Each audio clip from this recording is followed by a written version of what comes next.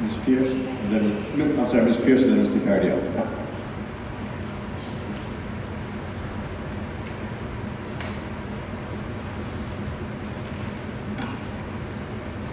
Hello, my name is Ann Pierce. I'm a Westerly resident. I was asked to read this statement on the transgender protocol for Diane Goldsmith, who could not be here tonight. Diane is also a Westerly resident.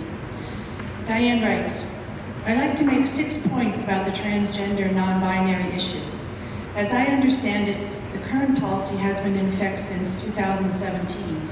If the committee seeks to change the policy, it would be important to know in what ways it hasn't worked in the past. Up to this point, no one has testified about an actual problem that would require changing the policy. 2, the policy does not cover boys pretending to be girls or girls pretending to be boys. It was created to ensure that all students, including transgender and non-binary students, are treated respectfully. All the major U.S. medical associations, the American Psychological Association, American Medical Association, American Psychiatric Association, as well as insurance companies and organizations such as the American Bar Association and the National Social Work Association, recognize trans people and have policies that recognize their needs. 3, it does not provide any cover for violence. In fact, it is designed to protect all students from violence and bullying.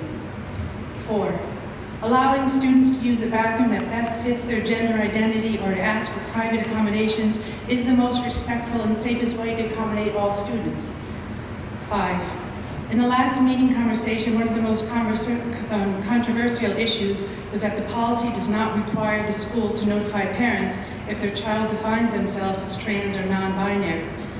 Most schools have a policy of informing students when a student has broken the rules, including bullying or being violent, using drugs, and are physically damaging the building. Schools do not generally have policies of informing parents about who they see their child dating, or a child who is asked to be called a specific nickname. For the same reason, the school should not take it upon itself to inform the family about gender identity when it has no understanding of those family dynamics.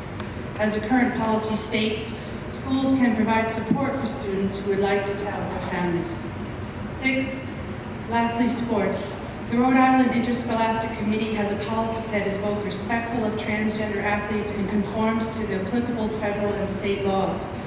Westerly has been following that policy, and again, I've heard no testimony about Westerly students harmed by it. Statements that bar trans girls from playing on girls' teams in a matter of protecting girls is just plain sexist. It assumes that all girls are small, they're weak, they don't get hurt, and they don't hurt each other. The example that was given at the last meeting was of a trans girl hitting a lacrosse ball that hurt another player. But what was left out of that story was that according to the Aspen Institute Sports and Society program, lacrosse has the third highest injury and concussion rates among girls' sports. For all of these reasons, I strongly support maintaining the current policy.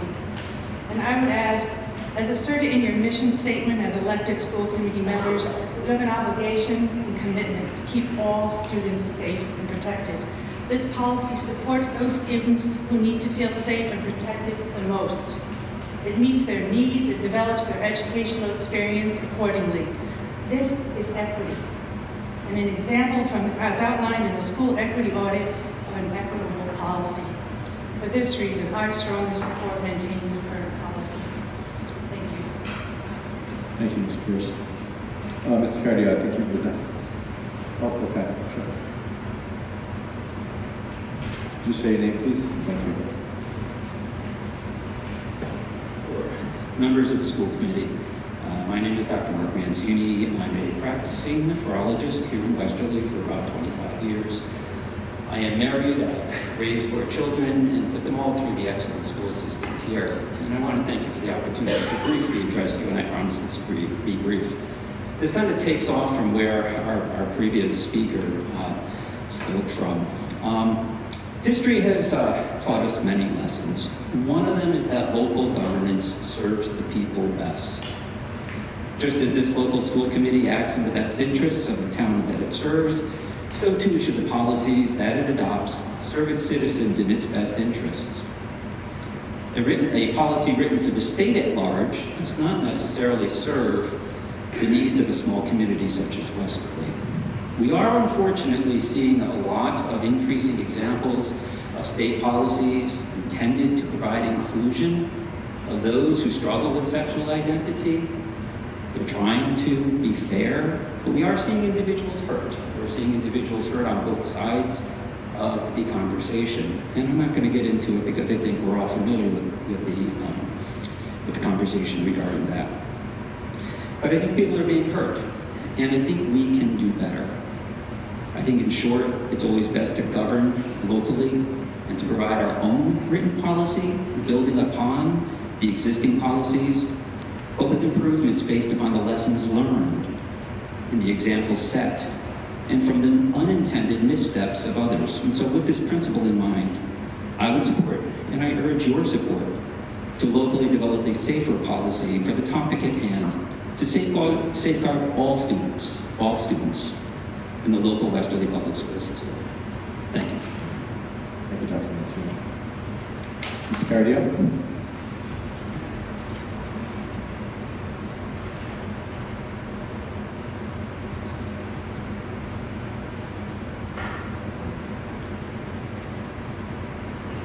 Mr. Chair, members of the committee, I'll be speaking on 11E and 12A. On October 5th, I received a reply to an APA request that I submitted on September 20th, where I asked for the following: Westerly Public Schools transgender policy as it relates to bathroom and locker room use. What I received was not only troubling, but an absolute affront to parents, distortion and outright untruths as to the interpretation of guidance from the Rhode Island Department of Education, the bastardization and weaponization of Title IX against women, the total disregard for the privacy and safety of females, and blatant discrimination based on sex. RIDE guidance is just that, it is guidance. It is this district's choice whether or not it wants to be in full compliance or any compliance at all. Guidance is not law. You are not required to follow it in any way. Both state and federal laws state that it is illegal to discriminate based on sex or other characteristics, and this is a good thing. However, by assuring transgender and gender non-conforming students of the right to use any locker room or restroom that aligns with their gender identity, their sexual identity, and by affirming that a transgender student shall not be required to use a locker room or restroom that conflicts with the student's sexual identity, or that student not be mandated to use a particular restroom, sorry for the run-on, or locker room, the district is, in point of fact, discriminating against non-transgender and gender-conforming students. Bathroom, locker room solution is an easy one. Students who are uncomfortable using the lavatory or locker room of their biological sex may utilize the single occupancy bathrooms in each school. Create more if necessary. This guarantees that every student gets the privacy and safety he or she needs and deserves. Many of you may be familiar with the case in Loudoun County, Virginia that I've spoken of before, but I'll just briefly review it here. When a boy last year claiming to identify as a girl violently sexually assaulted a female student in the girls' bathroom of the local high school. This is not to say in any way that those who are confused with their sexual identity are inherently dangerous. That is not what I'm saying. However, the policy in place there is the same policy that we have here. Seeking to bury the story, Loudoun County Public Schools decided that it would be better to transfer the boy to another school. Well, guess what? It happened again. Another girl was sexually assaulted in the girls' room by the same boy. If the policy had not allowed this, there would have been a 0% chance that either of these girls would have been assaulted by a boy claiming to identify as a girl. By the way, when the father of one of these young ladies attempted to discuss the issue of his daughter's rape at the hands of the boy, he himself was assaulted and arrested. Mr. Chair, I have other comments that I'll do in my second up to 5, if that's okay when everybody's done. Oh, so Is you, that okay? I don't know if I get an additional 5 if needed, right? Right. So I'm gonna wait and let somebody else come up if need be, and then I'll come back and finish. I think that's fine, Attorney Narvell. Is that okay? Is there anybody else who wishes to address the school committee? I can see none. Second 5 minutes, you want. Thank you, Mr. Chair. This policy is so wide-ranging and encompassing that time doesn't permit me to speak on the entire document. So besides the 2 components I mentioned earlier, consider these, which are also part of the current policy. School and staff must accept a student's assertion of his or her identity. That means a teacher must call a girl a boy and vice versa, should the student identify as gender nonconforming. This is compelled speech. And as the solicitor knows, it is a violation of the First Amendment rights of the teacher. No question about it. After elementary school, number 2, should a student request that his or her parents not be told that he or she is transitioning, the school is not required to inform the parents. The school may, according to this policy, leave the informing of the parents up to the student. Obviously, special cases may exist and should be treated as such.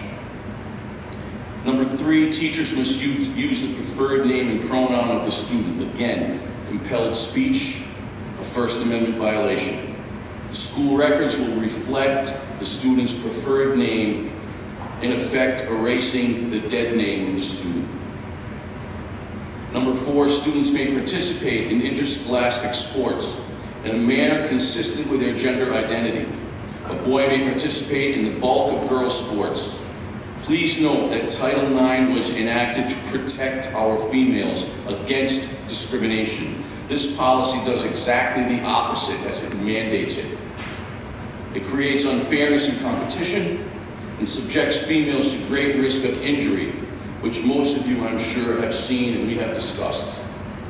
No matter how much a boy wants to be a girl, dress like a girl, or look like a girl, he isn't a girl, and he will never be a girl. I have had correspondence with the Rhode Island Interscholastic League Executive Director, and I hope to have more correspondence with him on this topic. Under safety, pieces are in place for a transgender student to claim harassment based on gender identity in virtually any case that he or she wishes. A normal dust-up can now be easily twisted into discrimination based on gender identity. A further bastardization of Title IX, in my view, which was intended again to protect females specifically from discrimination based on biological sex, not males because they want to be women. There's a distinct difference there. The state needs one district to stand up and say, no, this is not right for all of our kids. You have to ask the question, as elected officials, what is the right thing for Westerly's kids? I believe this committee voting to end this policy and write its own is the answer. Westerly knows better than Angelica and Fonte Green and Ride what is best for its students. I believe this committee will incorporate the best interest and safety of all of Westerly's kids into a policy it will write. Every kid would get the privacy and safety that he or she needs and deserves, and I hope that this is what everyone in this chamber wants.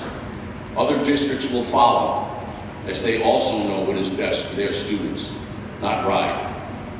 I strongly urge this committee to commit to moving away from this current policy and writing its own, with the objective of having it in place sooner rather than later. In terms of Mr. Mancini with the safer policy, I completely agree. I think that we've seen, Ms. Whitecall and I went up to the State House last Friday, and we saw the damage that the RIDE policies and the Department of Health policies did to our kids during COVID. It was heartbreaking and heart-wrenching. They don't always do the right thing by our kids, and I think that this body will do the right thing, and I think people have nothing to worry about. We'll be discussing a policy. Hopefully we will do that, and it will work for everyone involved, and no one will be hurt, and parents will be involved in the process as well. In terms, and that's, I guess I'd already addressed Mr. Caradillo, because I don't think we should be following RIDE guidance on this issue. We should have a policy. Our next item on the agenda is our transgender protocol. Ms. Wyckoff, would you ask us to have this on? You want to kick this off for us? Sure. I'd like to, we can keep it short and sweet. I would just like to make a motion that we, as a committee, commit to writing our own policy to replace the RIDE guidance protocol regarding transgender, gender nonconforming, and transitioning students. Second. Okay, we have a motion and a second. Discussion. Ms. Thomas. So I'm all for if we're gonna write something. I just my recommendation would be in writing so that we really make sure that we reach out to the educators and all of those things to really get some input on how this protocol is working already. And I think if we have a way to communicate to families who may have already had to use this protocol, that's going to be in our best interest to really, I think a lot that comes up is people keep bringing up this idea of safety and who feels unsafe and who does feel safe. I think the only way to really make sure that we have a protocol or a policy in place is to go to the people directly impacted by it and have input from them. Thank you, Ms. Thomas. Other discussion on this? Mr. Obert. Mr. Obert, and then you. No, I think that would be a good idea to have looked at. There's been some discussion about it. There's some concerns. I think for an open debate and an open review of the laws, I can't, or the protocol, I can't see that we're really going to change that much. Because most of it is cooperating with the student, getting the parents involved, trying to avoid any kind of issues. So a lot of it, I think, is going to be there. There are some sections that people do have problems with, and as a community, we can do that. In the future, an equity subcommittee could look at this. We wouldn't have to do it. But this, we should make time for it. We should look at it, and we should decide what we want to do. Thank you. Ms. Cook? I don't disagree that we definitely, when we're creating a brand new policy, we absolutely need input, but we also have Dr. Garceau here and his folks who can give us the input as well. But one thing that concerns me about reaching out to families, I'm looking at the privacy issue on page 35, and I don't know that that's appropriate to be reaching out to. I thought this whole thing was about privacy and keeping this out of who are we to be reaching out to anyone about this? I mean, I look at it as if they want to come to the school committee, the families, they can do that. But that is almost a violation of privacy, in my opinion. Ms. Cook, I'm sorry, can you just, I don't understand. We're on page 35. What are you referring to? Our agenda, page 35, it specifically speaks to privacy. So reaching out because we're working on a policy, I mean, as long as it's done in a tactful, which I'm sure it would be, but I still don't know if we have any students who have this has applied to. I don't know if this has even been applied since 2017. Dr. Garceau could certainly speak to that. I follow you now. I didn't. You meant reaching out to students who identify as transgender or families. Yeah, right. I mean, yeah, I get you, Mr. Jenkins. And then Ms. Thomas. Go ahead, Mr. J. and Ms. Thomas. So last night when I got home from SIP meeting at PTO, it was about 9 o'clock. I'm looking online and I found this interesting article that I figured I'd share with all of you and kind of give you a timeline of everything that's happened because I found this to be interesting. This was from the ACLU from June of 2017. So when you start back in 2010, there was a policy breakdown by school districts, right? And districts that sent anti-bullying and anti-discrimination policies or a copy of a policy statement on discrimination based on sexual orientation and gender identity expression. So there were a number of districts in Rhode Island that had a policy regarding that. Westerly and 7 others did not have any policy, either from RIDE or a different policy from the school committee. So then in 2014, a lot of this stemmed from us. 2014, there was a school committee meeting at Westerly regarding the policy for transgender and gender nonconforming students. That was discussed, and it was ultimately, it was ultimately tabled without a resolution. And then, and I said, unfortunately, based on school committee minutes and news reports, the reason seems clear. Dozens of residents came to the meeting to express a vehement vehement opposition to the policy. This type of response highlights the need for the State Department. So that really got the ACLU involved and got the state. They went to the state to really cause, like we need something in every district. So then, took some minutes on that. So the ACLU gave the recommendation to RIDE, and here's what they said. They said every school district should have a detailed policy to address the many privacy, confidentiality, and inequality issues that the needs of transgender and gender nonconforming students present.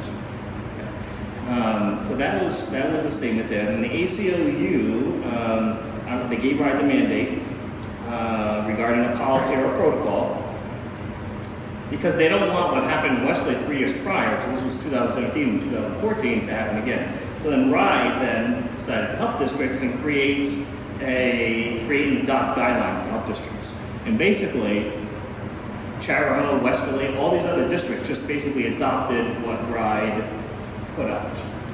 So I just looked it up, I found it, and I said, oh, I didn't know the history behind it all, so I figured I'd share it with all of you. So, and I would agree that I think we should have our own policy, because I think this was just too general, and I don't think this was RIDE's purpose was for us to copy what they had. I think there was a protocol for us to take and use to write our own policy.